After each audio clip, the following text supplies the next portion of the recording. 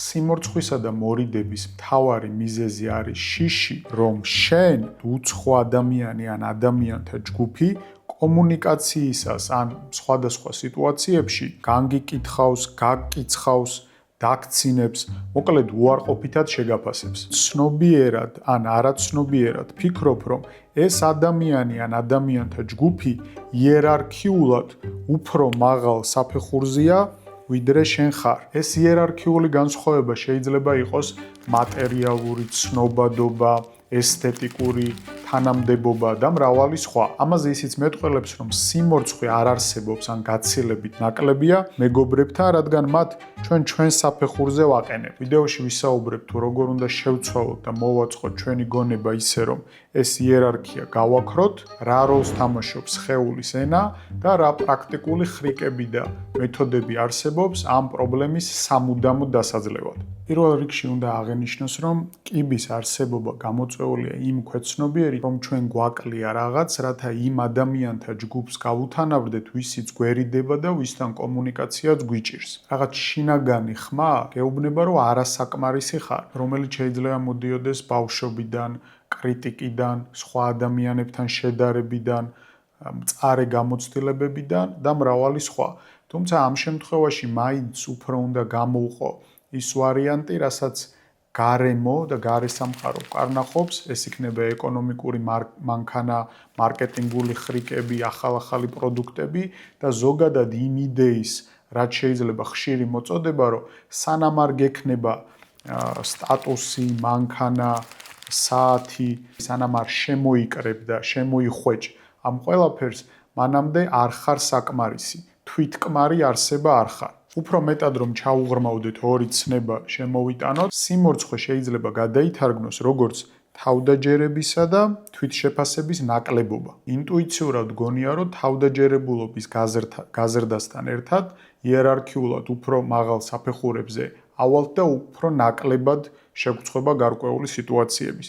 თუმცა თავდაჯერებულობასა და თვითშეფასებას შორის არის საკმაოდ დიდი განსხვავება და როგორ უნდა გავმიჯნოთ ისინი ერთმანეთისგან. თავიდანვე დაგასპოილერებთ, რომ სიმორცხვის მოგვარება თავდაჯერებულობაზე დაყრდნობით ნაკლებად ხდება. თავდაჯერება ეფუძნება უნარებს, მიღწევებსა და შედეგებს. შესაბამისად, ის არის საკმაოდ მყიფე, ფაქიზი, ანუ რა შედეგიც დადგება, მას საკმაოდ დიდი გავლენა ექნება ჩვენს თავდაჯერებულობაზე. და ის ასევე დამოკიდებულია გარეგან შეფასებაზე. როცა თვითშეფასება არ არის შედეგებზე დამოკიდებული, არც გარეგან შეფასებაზე, ის რომ თავდაჯერებულობა დამოკიდებულია შედეგებზე, უნარებსა და მიღწევებზე, ნიშნავს, რომ კონკრეტულ სიტუაციაში შეიძლება იყოს თავდაჯერებული, ხოლო სხვაგან არა. მაგალითად, ქირურგი შეიძლება იყოს თავდაჯერებული და თავის საქმის ოსტატი საოპერაციო ოთახში, თუმცა სხვა სიტუაციაში, მაგალითად ღამის კლუბში შეიძლება დაეუფლოს ამ სიმორცხვის შეგრძნება. ანუ თავდაჯერებულობა იზრდება და კლებულობს დამდგარ შედეგებთან ერთად. როცა ამ დროს თვითშეფასება ეყრდნობა იდენტობას, ანუ ვინ ხარ და არა რას აკეთებ. ის არ იცვლება წარმატებისა და წარუმატებლობის კლასიკური გაგებით. მაგალითად, თუ ეს ვიდეო დააგროვებს ნახვების დიდ რაოდენობას ან მცირე რაოდენობას, ამან შეიძლება იმოქმედოს ჩემს თავდაჯერებაზე, მაგრამ ვერ იმოქმედებს თვითშეფასებაზე. ის არ შეიძლება წაგერთვას ვინმეს მხრიდან კრიტიკისა და უარყოფის გამო. ამ ორიდან თუ ვირჩევთ თავდაჯერებაზე მუშაობას, რომ იმ ადრე ნახსენებ კიბეზე და იერარქიაზე ავიდეთ, ანუ როცა დაგაწინაურებენ, ახალ მანქანას შეიძენ, ან გამორჩეული ბრენდის ტანსაცმელს ან რაღაც მსგავს, ეს მოქმედებს თავდაჯერებაზე, რადგან გარეთ სამყარო ამას გარეთა ვალიდაციას აძლევს, უფრო მეტ ყურადღებას განიჭებს ან კომპლიმენტებს გეუბნებიან, მაგრამ ეს მუშაობს მხოლოდ დროებით, ანუ სინამდვილეში რეალური შედეგი არ აქვს, რადგან ჩვენ შინაგანი პრობლემის დაძლევას ვცდილობთ გარეგანი შეფასებებით და გარეგანი დასტური, რომლებიც როცა გაქრება,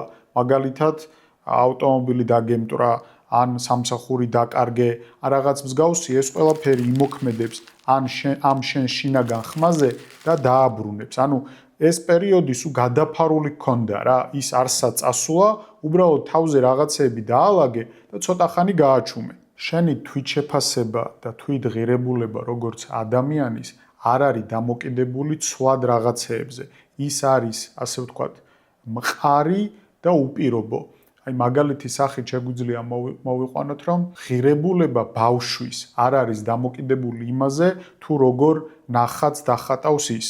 მისი ღირებულება ამით არ იცვლება. თვითშეფასება არის რეპუტაცია, რომელიც გაქვს საკუთარ თავთან. ენდობი თუ არა საკუთარ თავს, პატივს ცემ თუ არა საკუთარ თავს და იღებ თუ არა საკუთარ თავს ისეთად როგორიც ხარ. ადამიანები მაღალი თვითშეფასებით, მაღალი არ არის სწორი სიტყვა, ადამიანები რეალური ჯანსაღი თვითშეფასებით შეიძლება იყვნენ ნებისმიერ ოთახსა და სიტუაციაში ისე, რომ არ სჭირდებოდეთ რამის დამტკიცება, იყვნენ კომფორტულად საკუთარ თავთან და შესაბამისად სხვებთანაც. თუ თავდაჯერების ნაცვლად მთლიანად დავეყრდნობით თვითშეფასებას, ეს კიბე შეგვიძლია გავაქროთ, ან სულაც ვიფიქროთ, რომ ის სინამდვილეში არ არსებობს.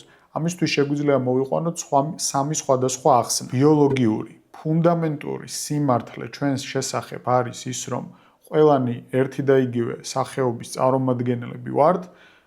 ყველა ადამიანს თვითონ აქვს სხვადასხვა კომპლექსები, გამოწვევები, თვითშეფასებისა თუ თავდაჯერების ნაკლებობა, შესაბამისად, როგორ შეიძლება სხვა ამ ადამიანების გრცხვენოდეს ან გერიდებოდეს, იმიტომ რომ ისინი შენნაირები არიან, ისინიც ადამიანურები არიან, როგორ შეიძლება მოგერიდოს ყველაფერი ადამიანურის, როცა შენც ადამიანი ხარ. რელიგიური, ქრისტიანული, რომ ყველა თავის ჯვარს დაათრევს და ყველა შეიძლება თუნდაც ამითი გავერთიანდეთ და აღვიქვათ, რომ არანაირი კიბე და საფეხურები და იერარქია არ არსებობს. და მესამე ახსნად შეგვიძლია კვანტური ფიზიკა, კვანტური მექანიკა მოვიშველიოთ. შრედინგერის განტოლების მიხედვით არ არსებობს მატერიალური საზღვრები, თითოეული ჩვენგანი ამ ერთიანი კვანტური ველის ლოკალური ტალღაა. თუ ამას უფრო ფილოსოფიურად განვმარტავთ, როგორც ალან ვოტსი იტყოდა, ჩემი სიტყვებით რო ავხსნა, რადგან ზუსტად არ მახსოვს ციტატა, ეს ნიშნავს, რომ ყველანი ერთი ოკეანის ნაწილები ვართ, თითოეული ჩვენგანი ოკეანის ტალღაა, ძალიან ბევრი საერთო გვაქვს და ერთ ტალღას რატო უნდა გქონდეს მორიდება მეორე ტალღასთან. ხო, თეორიული მხარე ამაზე დავასრულოთ. ახლა გადავიდეთ მაინც პრაქტიკულ ჩვევებზე, რომლებიც უფრო მეტად მიგვაჩვევს ასეთ სიტუაციებს გავუმკლავდეთ. ხო, პირველი არის 3 წამის წესი. როცა რაღაცის თქმა გინდა, აი შენი თავი წარმოგიდგენია, რომ მორიდებული და მორცხვი ადამიანი ხარ, მაგრამ რაღაცის თქმა გინდა.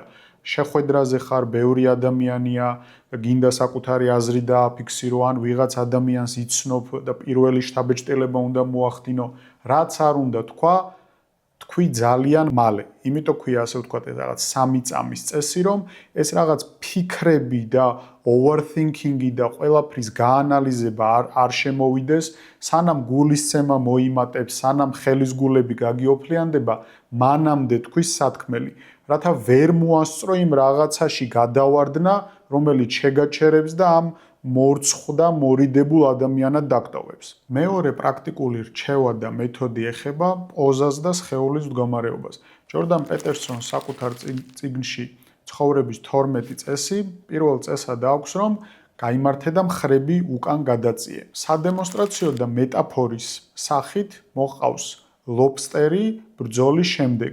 იმიტომ რომ დამარცხებული ლობსტერი არის როგორც წესი ესეთი მოღუშული და შეკუმშული, ხოლო გამარჯვებული ლობსტერი არის გამართული, გაშლილი, გაფართოებული, რაც ასოცირდება კლასიკურ თავდაჯერებასთან.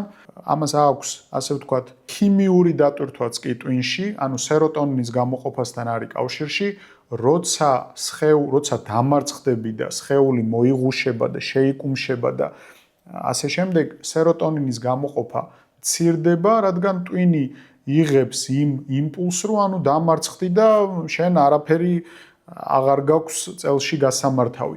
თუმცა პირიქით, როცა სხეულს ნაძალადევად გავშლით, ეს სეროტონინის გამოყოფა იზრდება. გადამულია გონება და სხეული. როგორც ვიქცევით, ამას მიყვება ტვინიც. და ლობსტერების შემთხვევაში, თუ სეროტონინის დოზას გაუკეთებ იმ დამარცხებულ ლობსტერს, ისიც წელში გაიმართება და გასწორდება ჩვეულებრივ. კიდე ერთი წესი სხეულის ენასთან დაკავშირებით, რაც მინდა დავამატო, არის რომ ძალიან დიდი მნიშვნელობა აქვს დავიკავოთ იმაზე მეტი სივრცე, ვიდრე გვჭირდება. აქ არ იგულისხმება ავტობუსსა და საზოგადოებრივ ტრანსპორტში სხვა შევაწუხოთ, მაგრამ ბევრ ადგილას შეეცადე რომ რაც შეიძლება მეტი ფართი დაიკავო. ამისთვის სადემონსტრაციოდ მინდა მოვიყვანო სერიალი მედმენი, სადაც პროტაგონისტი, რომელიც არის თუ არა პროტაგონისტი, ეგ ცალკე საკითხია, მაგრამ მთავარ როლში მყოფი პერსონაჟი, რომელსაც აქვს ძალიან ბევრი რამ უკან გონებაში ვალდებულება ან შეცდომები, რომლებიც დაუშვია ყველა სიტუაციაში იმაზე მეტ ადგილს იკავებს, ვიდრე ჭირდება და მისი სხეულის ენა ყოველთვის ამისკენ მიისწრაფვის. აქედანაც თუ ავიღებთ რაღაც მაგალითს და შევეცდებით, რომ ლობსტერის მხრებში გაშლასთან ერთად სივრცე დავიკავოთ დიდი, ძალიან დაეხმარება ჩვენს არასიმორცხვის შეგრძნებას.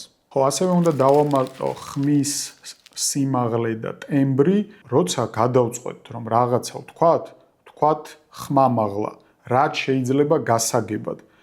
კი ასოცირდება დომინაციის დამყარებასთან, მაგრამ ამ სიმორცხვესაც ძალიან ეხმარება. ძალიან მნიშვნელოვანია, რომ როცა გადაწყვეტ და სამი წამის წესის მიხედვით მალე გადაწყვეტე და რაც გადაწყვეტე, თქვი ხმამაღლა. ახსოვს ყავდა თანამშრომელი ადრე, რომელიც იყო ძალიან კომპეტენტური, რაზეც საუბრობდა, იცოდა ეს ყველაფერი, თუმცა ამბობდა ძალიან ჩუმად, უმცირესი შესაძლებლობით და მიუხედავად იმისა, რომ სწორ ამას ამბობდა, ძალიან რთული იყო ამ ადამიანისთვის დაგეჯერებინა, თუნდაც იმიტომ, რომ ნახევარი არ გესმოდა. როცა დაიწყებ ხმამაღალი ან ნორმალური ტემბრით საუბარს, ბოლოსკენ არ შეამცირო სიმორცხვის გამო. რაღაც ესეთი ტონალობით რომ იდის, მე ეს ქვევით არ ჩამოხვიდ. კითხვას რო სვამ და ბოლოში ეს მორიდება, რომ შემოგაწובה და რომ დაიკლებს. ამ საკითხზე მე ვფიქრობ, რომ ესე იგი არა ისე გავაკეთოთ. ეგ არ გააკეთო. დარჩი იმ ტონალობაში და რაც სათქმელი გაქვს თქვი ერთი ტემბრით. შემდეგი წესი, რომელიც მინდა აღვნიშნო, არის რომ მომზადება არ ტეხავს. არის ესეთი ძალიან კარგი ფილმი კინგ რიჩარდი, სადაც მამა თავის შვილებს, დებ უილიამსებს ასწავლის, რომ if you fail to plan, you plan to fail. რაც ნიშნავს, რომ თუ დაგეგმას ვერ ახერხებ, მაშინ გეგმავ მარცხს. ან თუ წარუმატებლად გეგმავ, მაშინ გეგმავ წარუმატებლობას. რა იგულისხმება? თუ ისეთ სიტუაციებში მოხვდები, სადაც იცი, რომ შეიძლება სიმორცხვე და მორიდებულობა დაგეუფლოს, ახალ სამსახურში მიდიხარ, ან ახალ რაღაც ადამიანთა წრეში მოხვდები, ან ვიღაცა უნდა გაიცნო, ან ასე შემდეგ, თავიდანვე მომზადებული გქონდეს ფრაზები, რომელსაც გამოიყენებ. ადამიანები გიждდებიან საკუთარ თავზე საუბარზე. შესაბამისად, ძალიან მარტივია, რომ რაღაც სიტუაციაში 1-2 ფრაზა გქონდეს, მაგალითად ახალ სამსახურში რომ მიდიხარ, იცოდე რას კითხავ ადამიანებს, რამდენი ხანია რაც აქ მუშაობ.